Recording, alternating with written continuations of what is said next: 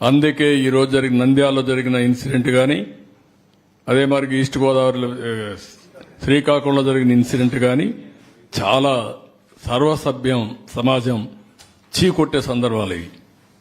ఏంటంటే 9 సంవత్సరాల అమ్మాయి 3 దేశపోయి రేపు చేయడం ఏంటి, అమ్మాయిని చంపేయడం ఏంటి, వాళ్ళు మైనర్స్ ఏంటి, మైనర్స్ కూడా మారి తయారైపోయే పరిస్థితికి వచ్చారు, వాళ్ళని కూడా చెడుదారిని పెట్టే పరిస్థితికి వచ్చారు. ఇక్కడేంటి 6 నెలల అమ్మాయి ఏంటండి,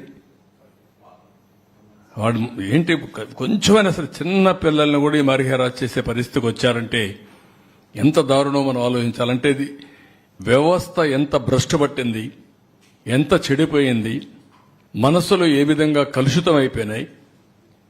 ఒక్కొక్కరు ఎట్లా తయారయ్యారంటే ఒక ఉన్మాదుల మారిగా తయారయ్యే పరిస్థితికి వచ్చారు. దీనికి కారణం గడిచిన 5 సంవత్సరాలు. దీన్ని చాలా గట్టిగా వార్నింగ్ ఇస్తున్నా, ఎవరికైనా ఇంకా మత్తుంటే మాత్రం షాక్ ట్రీట్మెంట్ తప్పదు, మీకు be careful on that. Resurvey లేదు, నిలిపేశాం. You stop resurvey. ఓకే,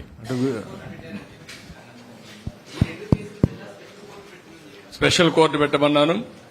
10 లక్షల రూపాయలు అక్కడ ఆర్థిక సహాయం చేయమన్నాను.